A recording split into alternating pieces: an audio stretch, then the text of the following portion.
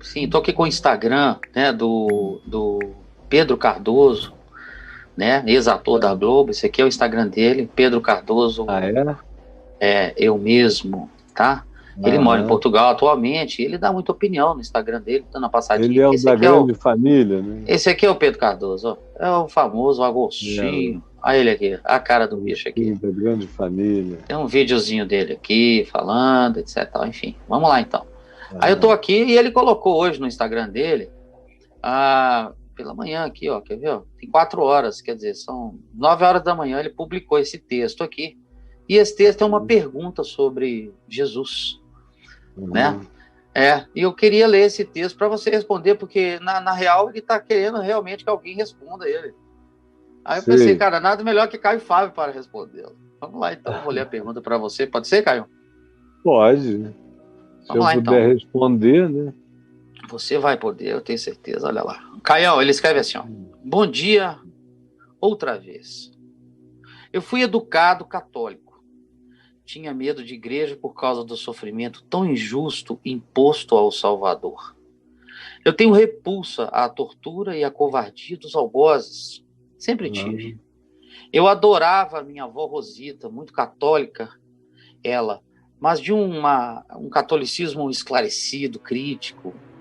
Jesus nunca mandou queimar na fogueira alegados hereges, mas em nome dele, pessoas que ainda guardavam hábitos e sabedorias de suas tradições pré-cristãs foram condenadas por bruxaria e queimadas vivas. Uhum. Leio e releio o Novo Testamento e nada encontro na vida e nos ensinamentos de Jesus que indique a violência que suas tantas igrejas cometem em seu nome. Mas vim aqui pedir ajuda aos doutores da fé, por favor, quem puder me explique. Eu nunca entendi de que modo e por qual razão a morte de Jesus nos livraria dos nossos pecados. Questão teológica que eu nunca alcancei. Alguém nessa imensidão de anônimos desconhecidos com quem eu falo saberia me dizer por que o sofrimento e a morte de Deus, Filho encarnado do Pai, deveria de livrar-nos dos pecados que são nossos e não dele? Por que haveria ele de sofrer por nós e não nós por ele ou nós por nós mesmos?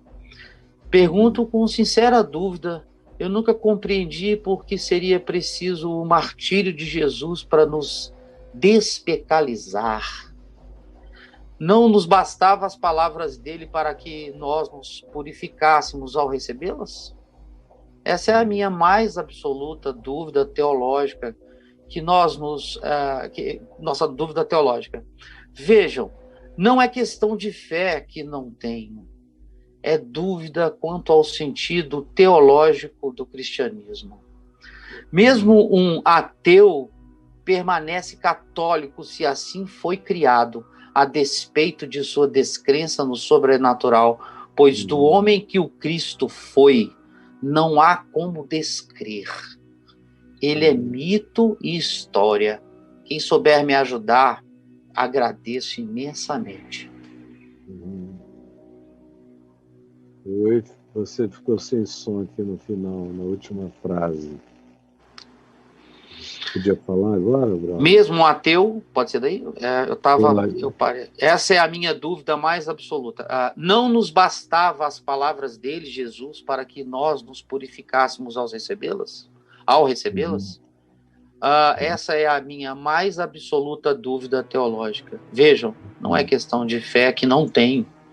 É dúvida quanto ao sentido teológico do cristianismo. Mesmo um ateu permanece católico se assim foi criado, a despeito de sua descrença no sobrenatural, pois do homem que o Cristo foi, não há como descrer. Ele é mito e história. Quem souber me ajudar, agradeço imensamente. O Evangelho tem uma afirmação que deveria estar no início de tudo, que diz que o Cordeiro de Deus foi imolado antes da fundação do mundo. Antes de haver Big Bang, houve uma entrega Eu vi Deus se oferecendo pela criação. E a entrega de Deus, a morte de Deus, o sacrifício de Deus pela criação, antes de haver criação, era uma manifestação da liberdade absoluta que a criação teria para ser criação, nos seres que viriam a evoluir e se tornar entes inteligentes e que fariam decisões e escolhas não sempre sábias e inteligentes, na maioria das vezes não. E o Cordeiro foi imolado desde antes da fundação do mundo, como manifestação da liberdade fenomenológica da criação. É o acaso livre para ser acaso, na sua fenomenologia.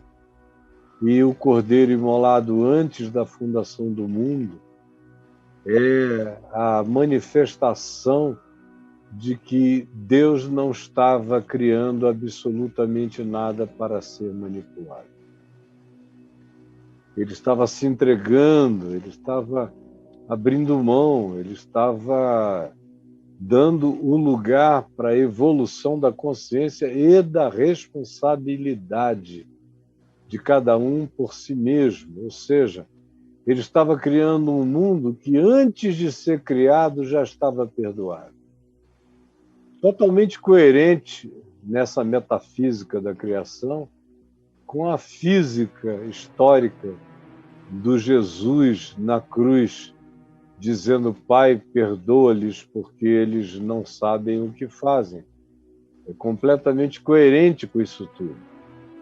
Como também os sofrimentos de Jesus são completamente coerentes com Deus a criação.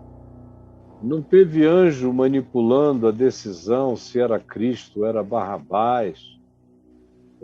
Ninguém fez a cabeça de Pilatos. A mulher dele teve um sonho, mandou falar a ele que não se envolvesse com aquele justo, mas ele não pôde fazer nada.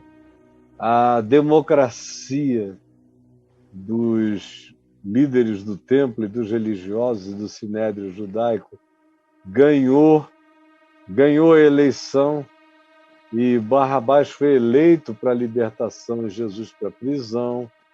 Tudo coerente com as nossas políticas perversas. Na cruz você tem uma síntese de toda a experiência da justiça humana, da política humana, da manifestação religiosa, da supremacia dos poderosos, representando ali esses tais poderosos, os romanos. Você tem uma infinidade de todas as coisas, de ambivalências e de ambiguidades. Você tem uma síntese de toda a história da experiência humana naquela cruz de Jesus. E aí você pergunta: eu não entendo por que Jesus morreu para perdoar os nossos pecados e nem em que aquela morte perdoa alguém. Não perdoa todo mundo, perdoa de fato a quem crê, perdoa a quem entende, perdoa a quem esgotou todas as sessões de terapia, psicoterapia, sem conseguir resolver nenhuma situação radical. Não conseguiu perdoar o pai que o abandonou na infância, não conseguiu perdoar a mãe que apressadamente teve muitos homens e fez os filhos se submeterem a um revezamento cansativo e perigoso de homens e homens e homens na casa.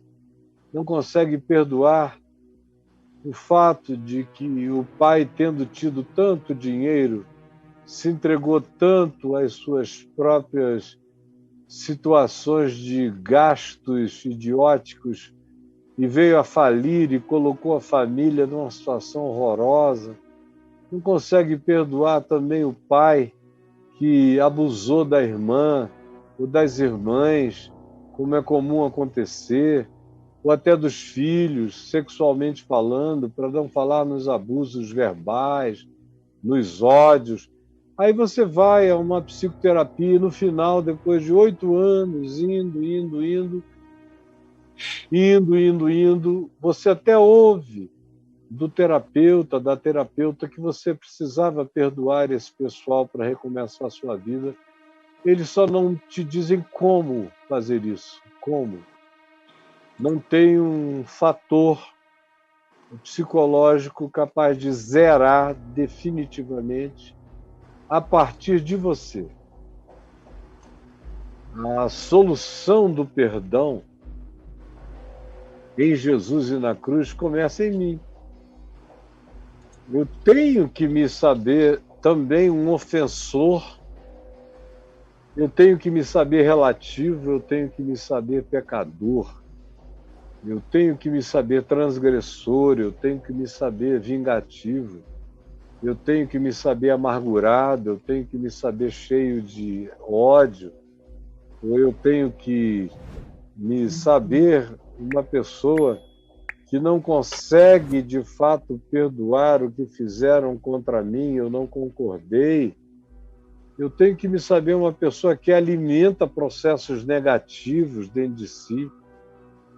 Se eu não me souber essa pessoa, eu não vou entender nunca a cruz de Jesus.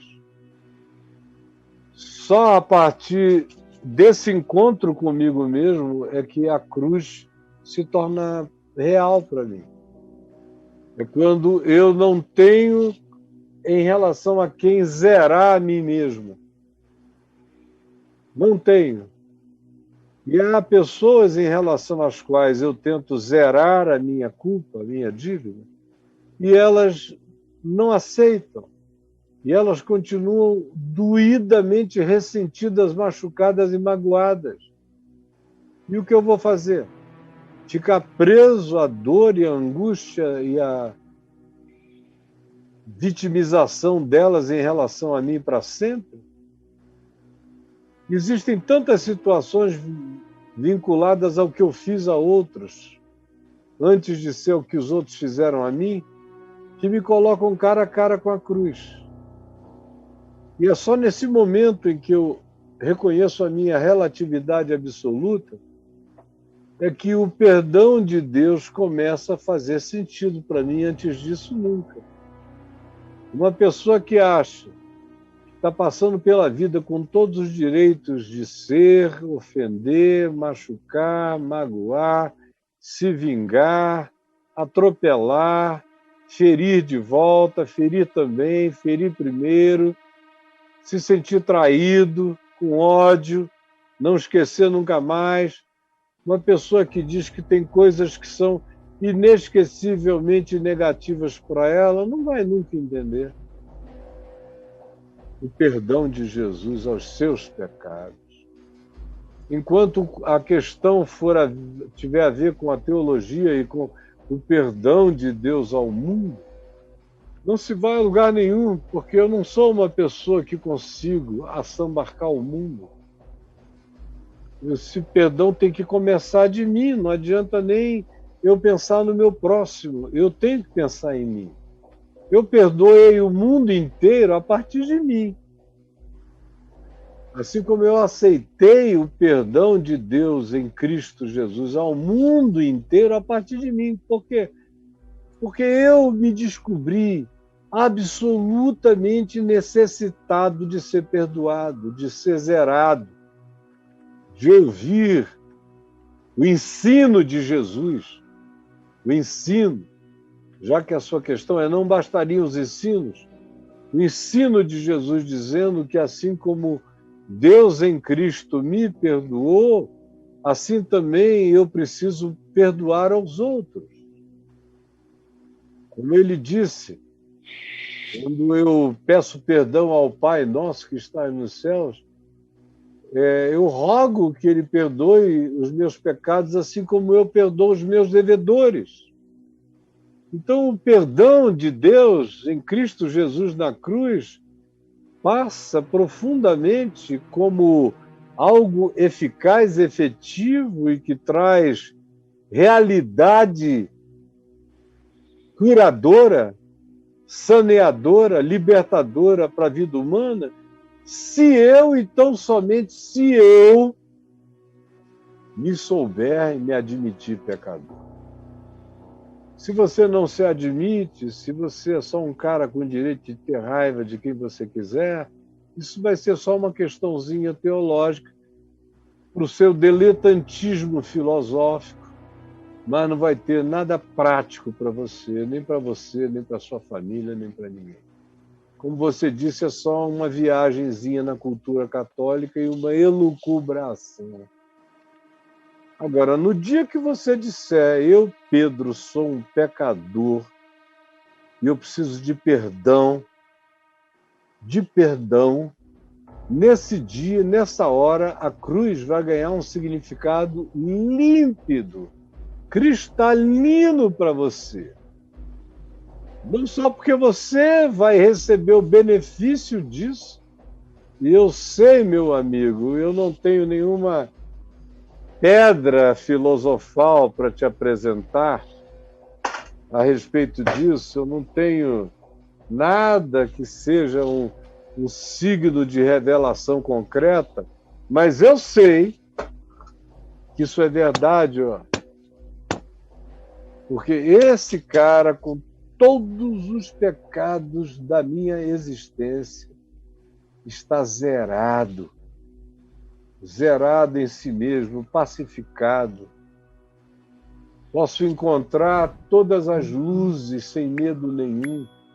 Estou vestido pela justiça de Cristo, porque eu criei que Ele pagou o preço desses meus pecados incuráveis, que ninguém, nem Freud, nem Jung, nem Lacan, nem Karl Jaspers, ninguém teria o poder de, no fim de uma sessão, terminar dizendo: Caio, tu estás perdoado dos teus pecados, dos teus erros, das tuas dívidas, das tuas traições, dos teus equívocos, dos teus julgamentos, das tuas arrogâncias.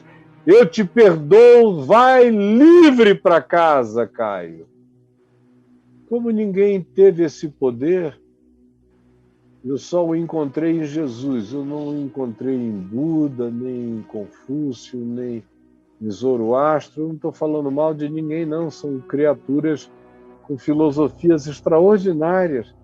Mas só em Jesus eu ouço ele dizer: a gente como eu, estão perdoados os teus pecados.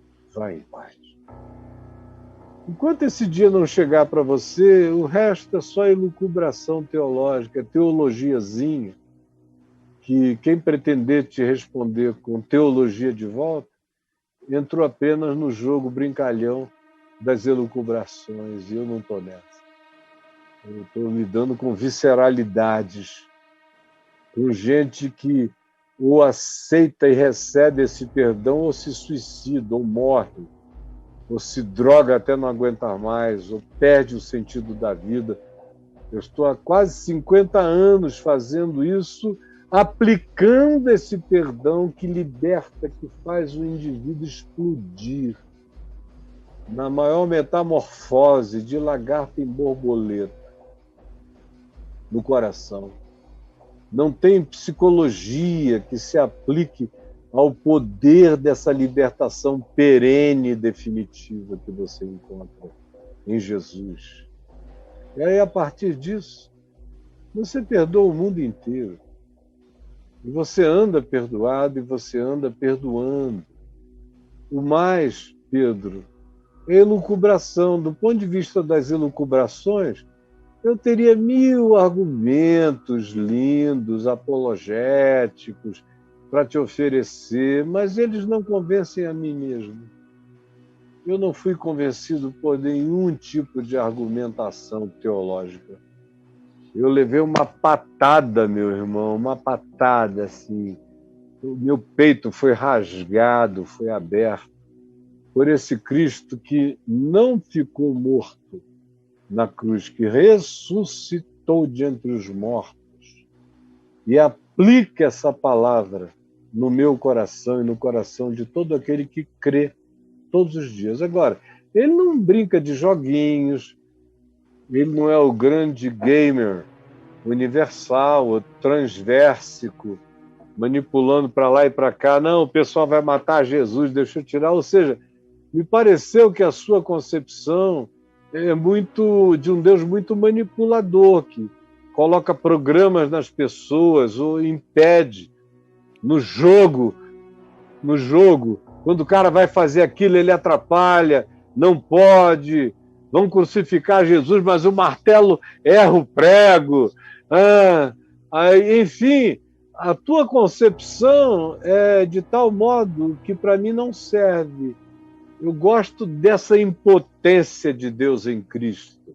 Eu gosto de ver a concessão de Deus à realidade, ao livre-arbítrio, à verdade, à consciência. Cada um tem que decidir quem é diante dele, se mete o prego ou não, se enfia a espada, a lança do lado dele no coração ou não. Cada um escolhe quem é nisso tudo. Eu escolhi quem eu quero ser nessa história de todos nós. E vivo em paz, porque creio que o meu pecado, não o pecado do mundo inteiro, é o pecado do mundo inteiro, porque cada pessoa do mundo pode tomar essa consciência, que é minha, e eu não me vanglorio dela. É uma misericórdia ter chegado a esse entendimento, que não é uma conclusão, é uma revelação. Então, eu poderia viajar e viajar como no passado, se você tivesse feito essa pergunta e me pegado aí com 27, 30 anos de idade, eu ia prolongar essa resposta com 1 trilhão de argumentos. Mas nada disso serve. O que serve, meu amigo, é que nas horas cruciais, eventualmente vai chegar um dia na sua vida em que você vai olhar para cima e vai dizer: Jesus, me perdoa, porque eu sou um pecador. Aí nesse dia você vai entender tudo. Antes desse dia, você só vai elocubrar no Instagram. E no máximo você vai ter uma resposta carinhosa de um amigo te dizendo: não é por aí.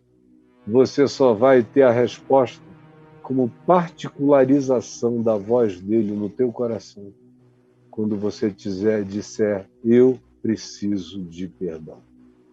Aí a cortina é removida, o apocalipse é feito, você enxerga, você sai do bastidor da angústia e você olha o palco inteiro cheio de revelação.